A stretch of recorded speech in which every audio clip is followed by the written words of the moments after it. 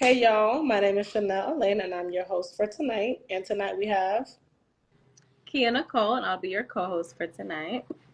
and tonight y'all, of course, y'all can see, we're rocking our pink in support of breast cancer awareness.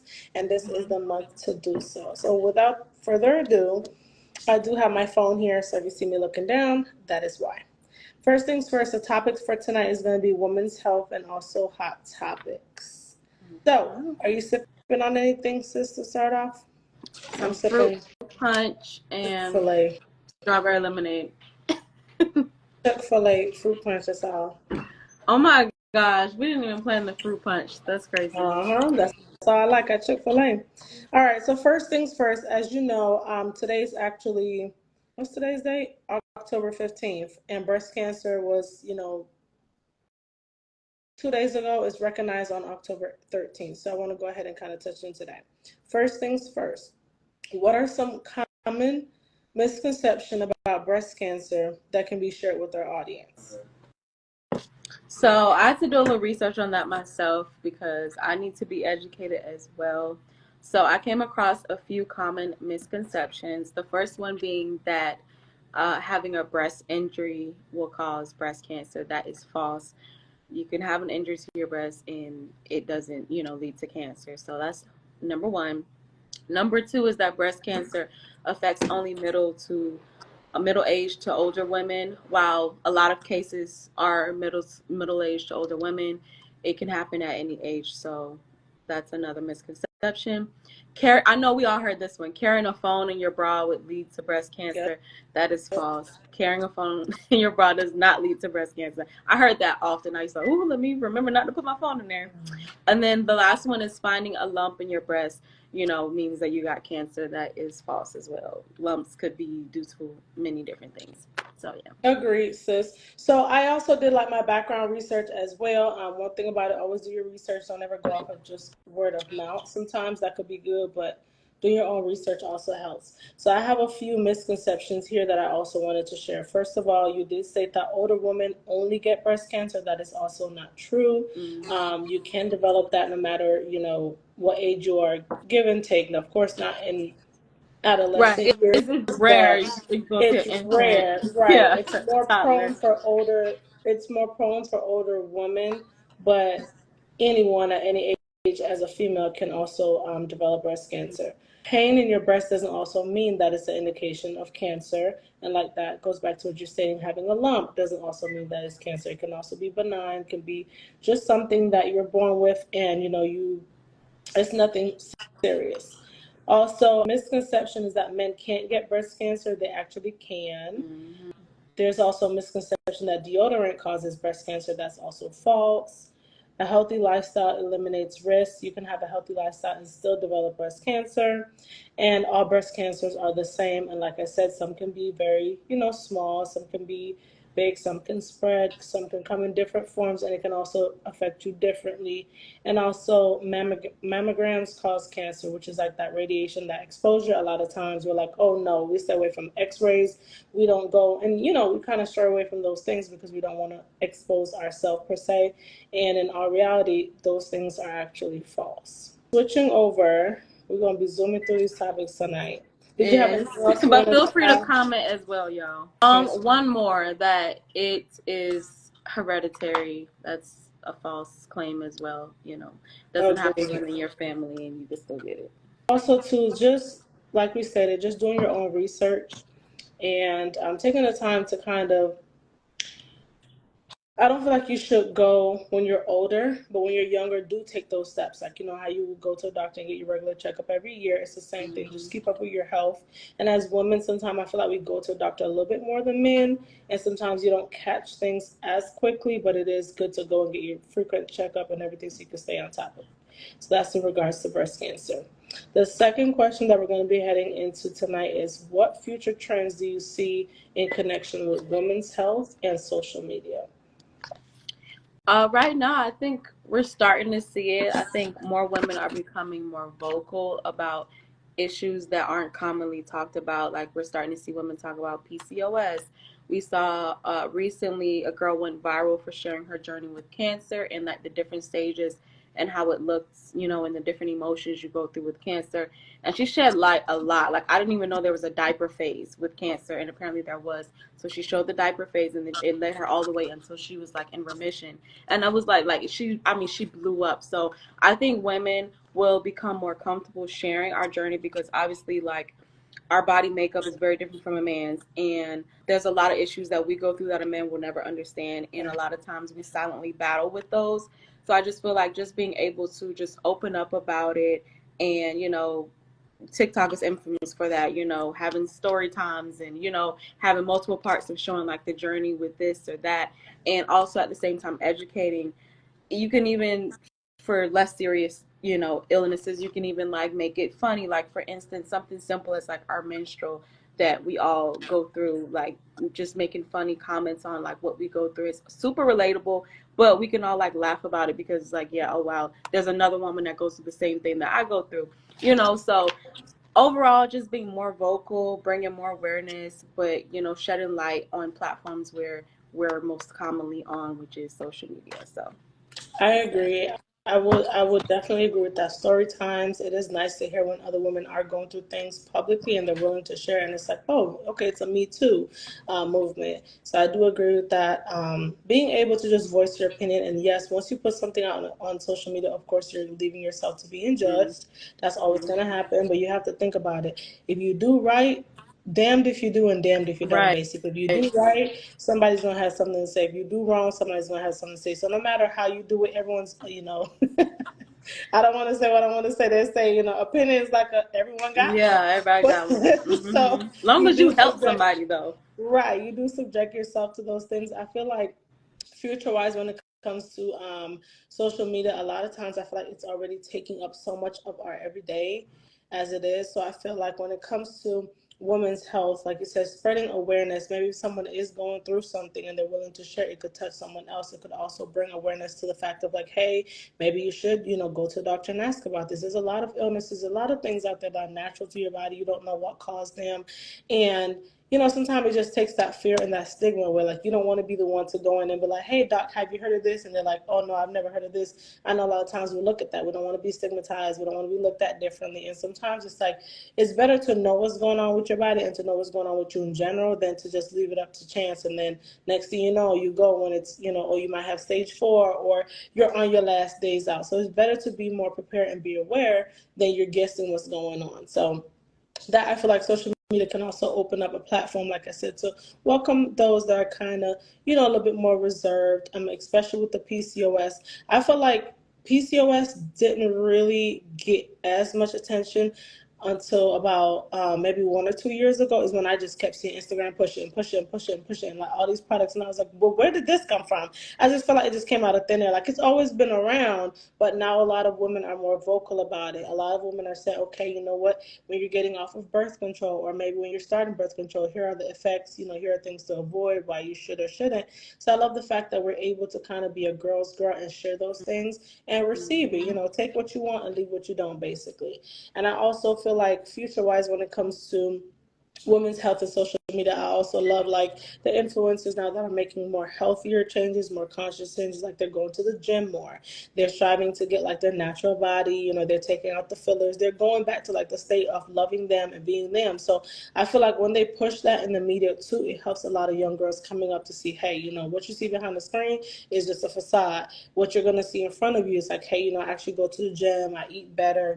Positive influence, and also not just body and what you're putting in your body, not just gym and what you're eating, but also be more mindful, and also kind of being on the side of having positive things about yourself. There's ways to reassure yourself as well. I feel like when it comes to women health, it's not just about body and mental, it's also about physical, yes, but feeding your mental is a part of it as well. When you're telling yourself, look in the mirror, giving yourself affirmations, do your mindfulness journaling. Those are ways. So I feel like when it comes to social media, that's another way to kind of tap into women's health and also kind of just help us as young women growing up to mature and to kind of take it with a grain of salt. So now into our hot topic, we have seen Ari Lennox that has posted, what are your thoughts about periodically or permanently taking social media breaks? As an artist specifically, do you feel like it help you, or does it help the artist, or does it hurt the artist or hurt their career? I think it can help them for sure. We saw Megan do it, Megan the Stallion. She took a pretty nice break and she came back better and stronger. So I think especially for celebrities, it's important because they're subjected to so many opinions, so much hate, and they're expected to be fake perfect, and it's just a lot that they have to deal with and to uphold this image. And so sometimes that can take a toll on your mental. So I think it's good for them to take those mental breaks. If they want, they can even have like a social media manager, someone still run the page while they are gone. And I mean, I don't know if it's going to sound like them, but maybe they can kind of give them what to say or whatever. I don't know. But that's if they want to keep their page current. Or they can just honestly tell their fans, like, hey, I'm going to be taking a little break. And they could just go take their little break. And the fans will understand. So I think it's just super duper important. I could not imagine being a celebrity and I'm on social media all the time. Granted, you're getting paid, but like reading comments. I mean, you don't have to read the comments, but let's be honest, many of them do. No one's gonna just let thousands of comments sit there on every post. Eventually, you're gonna read maybe a couple, and then log out. But it's just a lot. I couldn't imagine it. So yes, I think it's very important. I agree too, sis. I'm gonna speak for us personally, and I'm gonna speak, I guess, from a quote unquote artist point of view. I feel like taking breaks from social media is a very important for you mentally. A lot of times, like people can be bullies, people can be mean. Again, once you open up the idea of being on social media, and once you open up the idea of being a content creator, just being who you are, showing your personality, someone's always gonna like it, someone's always not gonna like it. So when it comes to you personally, almost kind of have to have like a thick skin to absorb these things. Like you say, you can read comments, you cannot, but you do know, like thick skin is needed when it comes to being in the social media content creating world. It's needed. So I feel like a lot of times, taking breaks throughout the week, monthly break, permanent deleting social media. I'll go take a good old hiatus, baby, and pop back on like nothing happened. Because listen, it's not that my mental's being drained, but before I get to that point, I'm gonna stop it. You know what I mean? So I feel like as an artist, when it comes to her, like Ari, I understand like her career is like, it's so, I would say. But social media is so important for them when it comes to their brand, when it comes to their music, when it comes to like what they have going on, their businesses. It plays such an important role, but it can take a toll on them when they have a PR, where they're running their own account. It doesn't matter. It does take a mental toll on them. So I feel like it's good to periodically, as artists and as influencers, whatever they have going on, content creators, it is great to just put down the phone for a minute, pick up a book, a physical book, not an audio book, not a You could hold on, a digital not too book. much on audiobooks. You could do Well, that I'm too. saying if These you're people getting live off of the busy whole, lives, so sometimes that work if better. you're getting off of the whole social side, like putting your phone down and just kind of focusing on your mental, focusing on you, I would say picking up a physical book. Taking the time to go outside, get fresh air, play, do fun things, activities, spend time with your family, your friends, your kids. I feel like it comes down to it. So I definitely agree. Like taking a break from social media can help you so much. It has so many pros to it, as well as its con. If it depends on your business, and of course you might miss out on a few sales, you might miss out Yeah, on communication. So it's like a pro and a con to everything you do. But there's more benefits when you do take a break from yeah. social media.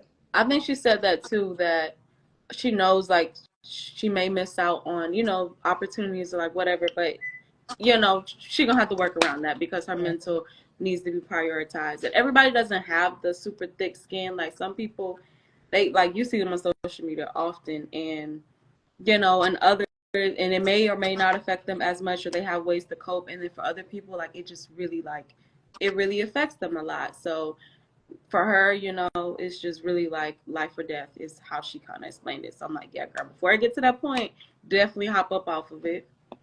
It's not that Right. serious.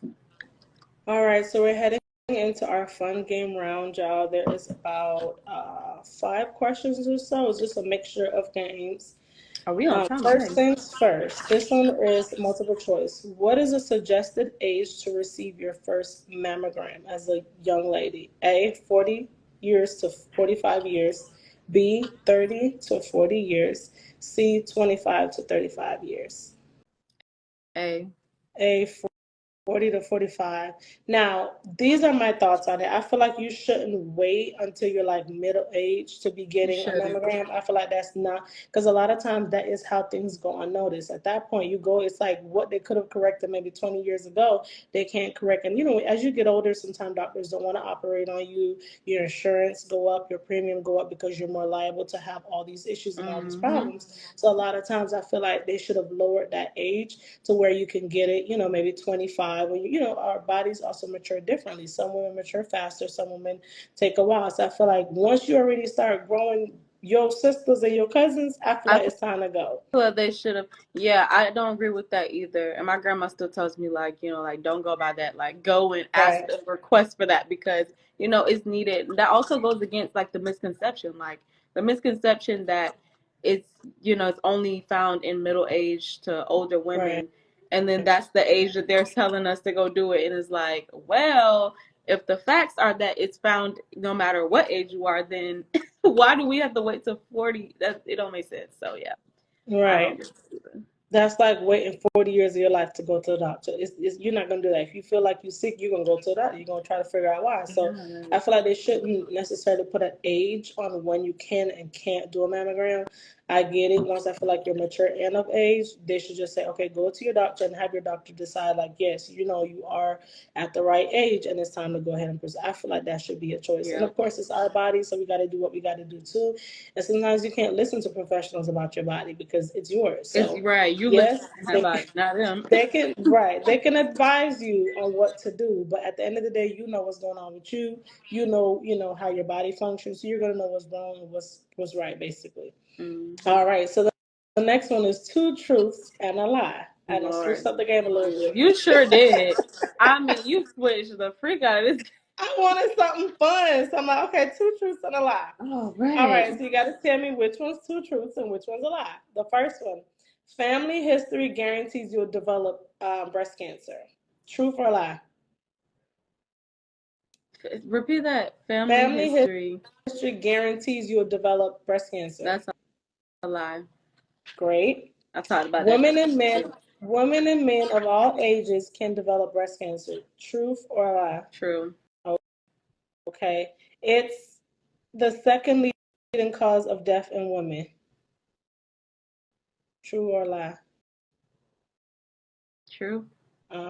I mean, two truth and a lie. You done got the lie already. I mean, Oh, you better have sex. You the way over there you presented it is overthinking. like it's the Definition way of an overthinker. You over there like, how many truths no, did I agree to? because Baby, I'm you understand listening to how you were saying the question. how I was It's like you were wording it? setting Yeah. me up. So I'm like, wait, she Uh-huh. The but no, overthinker. no, it's true. That is correct. So family history does not guarantee that you'll develop breast cancer at all. Like we've stated, that is a myth. A lot of times they link that like, oh, if your mom or dad passed from cancer, then it's like, oh, you might have Mm-hmm. a high chance. Not necessarily. Your bodies are different. You have more access to medicine. Like, you can go to the doctor a little more frequently. Like things can happen. And also, men and women are prone to develop breast cancer, more so women, but it's possible for men to develop breast cancer as well. And it is also the second leading cause of death in women is breast cancer, which is why I feel like it's so high up there. Why not suggest for us to have an exam before age Earlier 40? screenings, yeah. Right. Hey, insurances, they got to pay their deductibles and all that. So understood. All right. So heading into the social media part of it, this is a this or that. Live videos or pre-recorded content?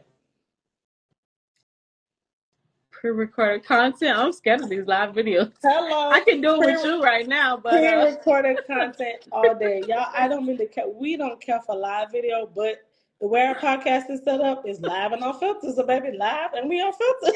yeah, We I need gotta go live. pre-recorded, so I'm in control of like how the final result look. Hello. Right. When it comes to live videos, it's like you can start over your words, you can mess up. We're all imperfect. Like nobody's looking for a perfect person at all. That's what makes you so relatable when it comes to having a Yeah. podcast.